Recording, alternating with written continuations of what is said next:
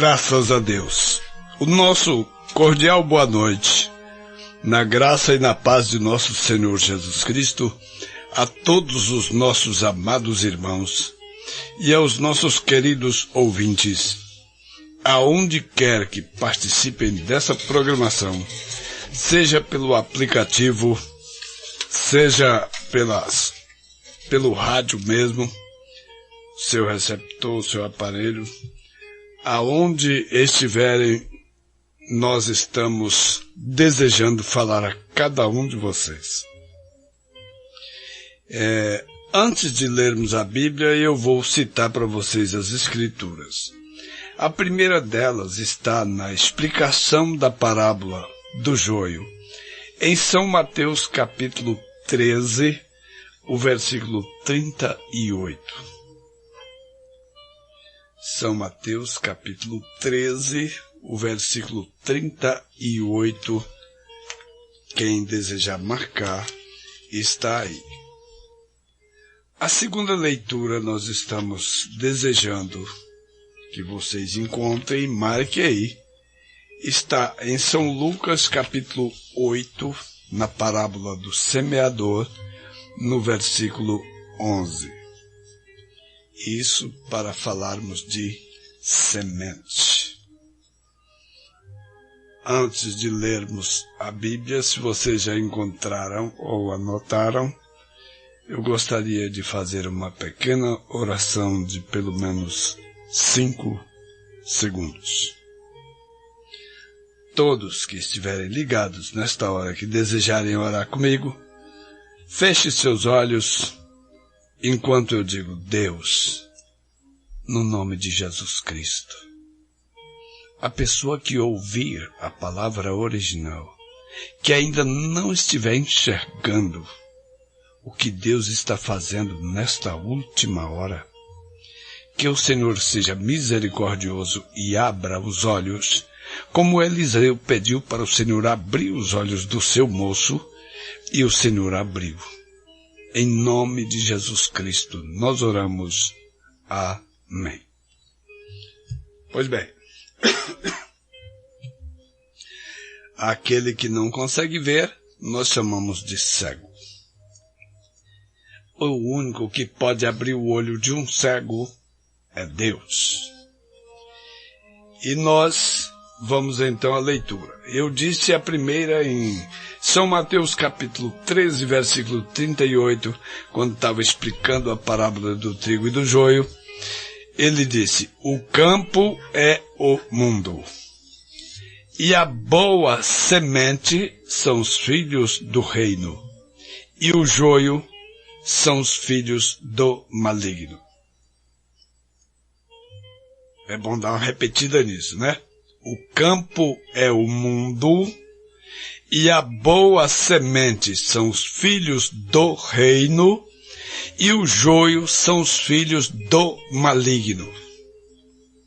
Então, para quem pensa que todo mundo que está se movendo sobre a terra, andando em 2 pés, mamífero de sangue quente, animal racional, é tudo filho de Deus, está redondamente enganado. Vou repetir a terceira vez. O campo é o mundo, e a boa semente são os filhos do reino, e o joio são os filhos do maligno. Palavras de nosso Senhor Jesus. Agora passando para Lucas capítulo 8, versículo 11, depois que ele falou a parábola do semeador, mostrando que uma parte da semente caiu à beira do caminho, foi pisada e as aves comeram. Outra parte caiu sobre pedra. Nasceu logo, mas não pôde fincar raiz, porque o terreno era pedregoso. A outra parte caiu entre espinhos. Nasceu, cresceu, mas os espinhos sufocaram e não deu fruto. E a quarta parte caiu em boa terra. Terminou a parábola, os discípulos o cercaram e perguntaram: Mestre, que parábola é essa? Ele disse: a vocês é dado conhecer os mistérios do reino, mas aos outros a gente fala por parábolas, para que vendo não vejam e ouvindo não entendam. O que eu começo a pedir a Deus agora a favor de cada pessoa que ouve estas verdades da palavra original, que não fique do lado destes que é para ver e não entender, ouvir e não compreender, para não se converter. Pelo contrário, Deus tem misericórdia de todos nós. Então no versículo 11 ele disse: esta é, pois, a parábola. A semente é a palavra de Deus. Volta lá correndo em São Mateus. A boa semente são os filhos do reino. Volta aqui em Lucas 11, ou Lucas 8, verso 11. A semente é a palavra de Deus. Agora nós vamos fazer uma leitura da mensagem que está aqui na nossa mão, Influência. E quando concluirmos o trecho que nós vamos ler, aí nós vamos tentar ligar semente, filhos e semente, palavra. Mas nós não queremos que os nossos tão amados ouvintes sejam apenas ouvintes. Porque quem ouve e não pratica não precisa nem repetir. É como quem faz casa na areia. Verdade? Vamos lá. Começando no parágrafo 141 da mensagem Influência, o profeta diz: o homem cego que foi curado, ele não podia explicar. Ele não podia dizer somente como foi que ele fez isto. E ele não sabia se ele era um pecador ou não. O homem que abriu os olhos dos cegos, os religiosos disseram que ele era um pecador. Ele disse: isto é uma coisa estranha para mim, que vocês homens aqui, vocês sacerdotes, me perguntando o que esta pergunta. Eles disseram: quem lhe curou? Eles perguntaram a seu pai e sua mãe. E eles já haviam, o sacerdote lhes havia dito: se alguém comparecer aos encontros de Jesus, ele é um homem insano, ele é um homem doido. Se vocês comparecerem aos seus encontros, vocês serão excomungados desta igreja. Nós lhe colocaremos, aquilo é o que a Bíblia disse, nós lhe tiraremos logo da igreja se vocês comparecerem naquele encontro desse tal Jesus. Porém o homem cego está vendo. O encontro veio para ele e Jesus o curou. E então mesmo seus pais, com medo de perderem suas dignidades, como membros de igreja da cidade, eles ficaram envergonhados de dizerem algo acerca disto. Eles tornaram isto de volta ao rapaz e eles disseram: perguntem para ele tem idade suficiente. Vai e pergunte a ele como isto sucedeu. Nós sabemos que ele é nosso filho, nós sabemos que ele nasceu cego, mas como está enxergando não sabemos. Ou quem lhe tenha aberto os olhos. Oh, diz o profeta, aquele crente morno, fronteiriço, fabricado, que pensa que só em ser membro de igreja ele já está salvo. Porém este homem que recebeu a cura dos seus olhos, eles disseram: quem lhe curou? Ele disse: um chamado Jesus de Nazaré. Sim, Senhor. Ele havia se sentado em humildade, a obra foi feita. E eles disseram: aquele homem é um pecador. Nós não conhecemos, nós não temos nenhuma escola de que ele tenha que ele alguma vez saiu. Ele não pertence a nenhuma organização. Ele não tem nenhum cartão de companheirismo. Nós não temos nada a ver com ele. Nós sabemos que ele é um pecador. Bem, respondeu o que foi cego. Agora, aquela é uma estranha coisa, disse. Um homem que pode abrir meus olhos. aquilo que nunca tem sido feito desde que o mundo começou. Um homem, um ministro, abre meus olhos, aquilo que nunca tem sido feito no mundo, e vocês, sacerdotes, que estão supostos a saber todos os detalhes da palavra, e vocês não sabem nada a respeito dele? Aquilo é uma coisa estranha. Quando a própria Bíblia disse que quando ele viesse, o cego enxergaria, o coxo saltaria como um servo, eles deveriam ter visto que a palavra foi manifestada. Lucas 17:30 disse que quando o Filho do Homem havia de se manifestar, num tempo em que o mundo estivesse numa condição como foi no tempo do dilúvio e na condição como foi no tempo de Sodoma. Se o mundo já manifestou essa profecia está nesta condição, o ministério profético do Filho do Homem não havia de se manifestar? Fica no ar a pergunta. A palavra foi manifestada, está vendo? Porém o rapaz sabia. Ele havia estado ali. O que ele fez? Ele estava em ação. Ele estava pronto perante seu patrão. Ele estava pronto perante os sacerdotes. Ele estava pronto perante o concílio. Ele estava pronto para qualquer coisa, porque ele tinha reconhecido a Deus e humilhou-se e entrou em ação com seu testemunho. Era cego e agora estava enxergando. Agora vem a pergunta.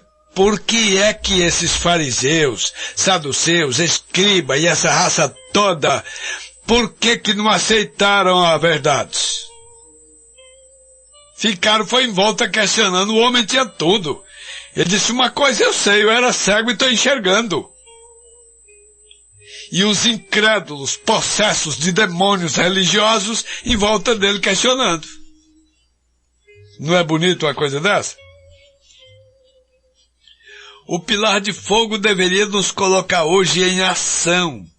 À medida que nós temos visto isto vindicado nas palavras de sua promessa para esta hora, este último dia. Isto deveria colocar o movimento todo de Deus em ação. Não era ficar especulando em volta, dizendo que é falsa mensagem, falso profeta, e quem for neste encontro do batismo do nome de Jesus vai ser excomungado na denominação dele.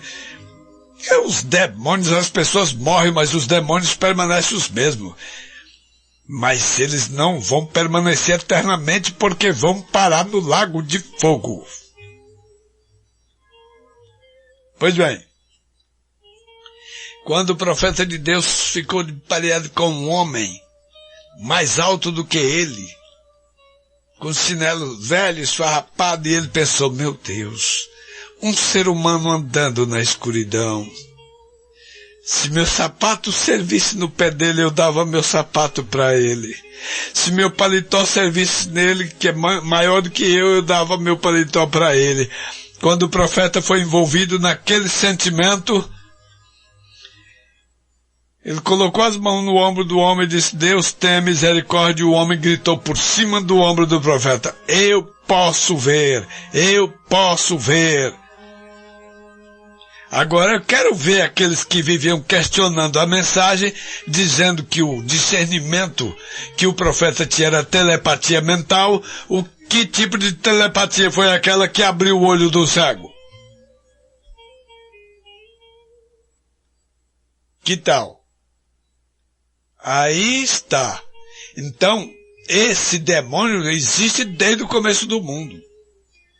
As pessoas estão vendo a palavra se manifestar e estão caçando um lixo para jogar em cima. Para tampar, para as pessoas não verem. Porque se as pessoas enxergarem a verdade, e verem que a palavra original é aquela que Deus falou, eles começam a largar as denominações deles e começam a procurar a palavra. É pena que a grande multidão vai deixar para procurar essa palavra quando ela não mais estiver disponível para eles. A profecia está em Amós capítulo 8, versículo 11. Eis que vem dias, diz o Senhor, em que enviarei fome sobre a terra. Fome não de pão e sede não de água, mas de ouvir as minhas palavras, diz o Senhor. Irão de um mar até outro mar, do norte até o oriente, buscando as palavras do Senhor e não a acharão. Porque quando ela estava disponível, não deram a mínima. Ficava ouvindo, quem sabe ouvia todo dia da semana. Mas nunca se movimentaram. É necessário ouvir e praticar a palavra do Senhor. Pôr em ação, diz o profeta. Isto deveria colocar o movimento todo de Deus em ação. Porém, o problema disto é que nossas organizações dizem, agora espere um minuto. Aquilo não vem através do nosso grupo. Desculpe. Aquilo não vem através da nossa denominação. Aquilo não é procedente da nossa igreja. Agora que Deus está obrigado à igreja, à religião de ninguém, Deus está obrigado com sua santa palavra. É isso que nós queremos saber. Está na hora? Pois bem.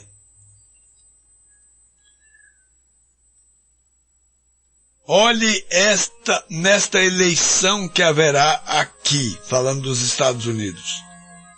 Aquilo é tudo o que necessita, somente acenda um. Quando aquela tela de radar captar aquela bomba atômica, cada uma daquelas vão ser lançada.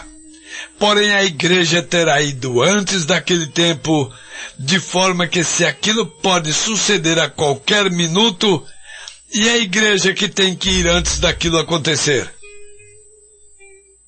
Está ou não está em cima da hora do arrebatamento? Misericórdia de quem está ficando para trás. E as mesmas coisas que ele disse que sucederia, seu ministério e o que tomaria lugar nos últimos dias. Nós vigiamos isto noite após noite, dia após dia, falando que o tempo está próximo.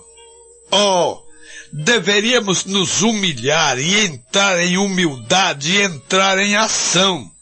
A palavra de Deus deveria colocar a nós todos em ação. Que coisa!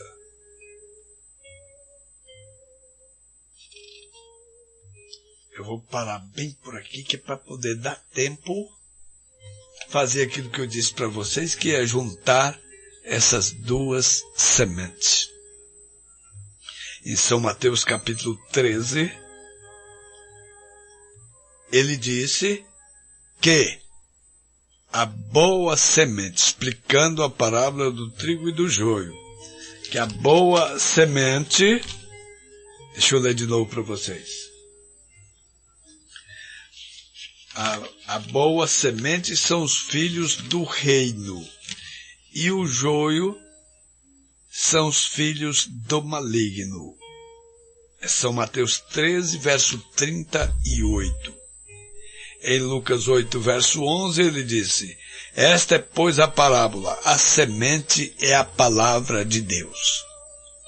Então vamos bem rapidamente, em poucos minutos, mostrar para vocês que quando Deus preparou esse mundo para formar esse mundo, Ele colocou no seu livro, na eternidade, o nome dos seus eleitos que haviam de habitar essa terra. Muito bem. E depois que esses eleitos já estavam caminhando sobre esta terra, ele enviou a sua palavra como a semente para cair no coração daqueles que são a boa semente. Se não é esta a verdade, o que é que nós estamos pensando ainda?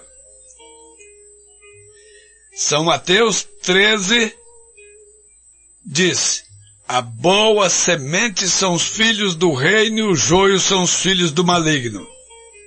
Mateus 8, verso 11, a palavra de Deus é a semente. Então a palavra de Deus, que é a semente, tem por determinação divina que cair no coração da boa semente. Ou então, não entendo mais nada. Preste atenção. Ele sabe quem é quem. Atos 2,47 disse que todos os dias o Senhor acrescentava à igreja aqueles que se haviam de salvar. Tá certo? Ele já sabe quem é quem. Até os perdidos ele já sabe quem foi que nasceu para ser filho de perdição, que não tem palavra no mundo que dobre a orelha dele.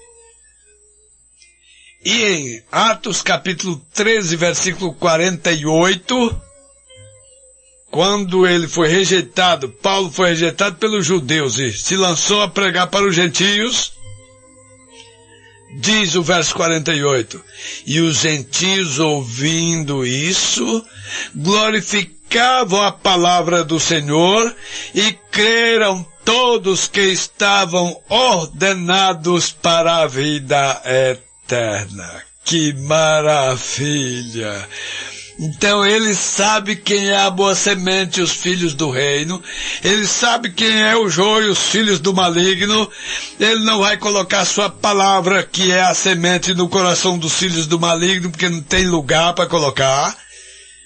Então a sua palavra, a semente bendita, é colocada no coração da boa semente, que são os filhos do reino.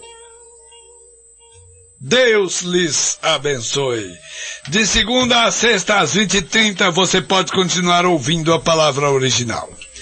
Se desejar conhecer mais de perto, o endereço é Travessa Luiz Coutinho, 990, bairro da Brasília. Quarta, sexta e domingo às 19 horas, esperamos por vocês ali. E agora, o hino para concluir, nada mais nada menos do que a semente.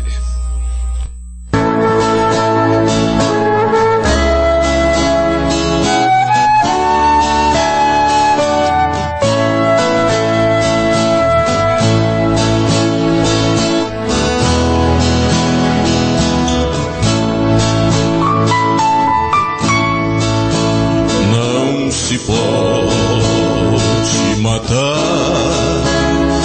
a semente germina, ela não morrerá, nem se perde no chão. Se alguém a pisar, destruindo o jardim, renascerá a semente